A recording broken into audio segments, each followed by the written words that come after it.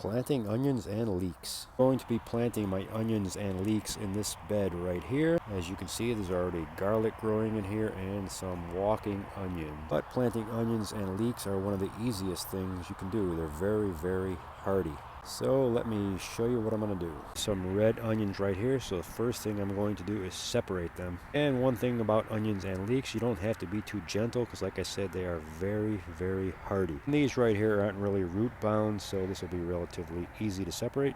And there they are all separated. There's 5 total. Let me show you this one because they're more densely packed in this container.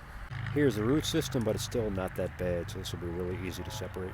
So those are all separated and they were really, really easy because they weren't too densely packed. But if your onions or leeks are really, really packed, don't worry about tearing some roots, they'll be just fine. Now to get to planting them. So I dug a little trough here, and as you can see I bury onions and leeks the same pretty deep. They're pretty small right now, but when the onion gets big it's going to kind of push itself above the soil.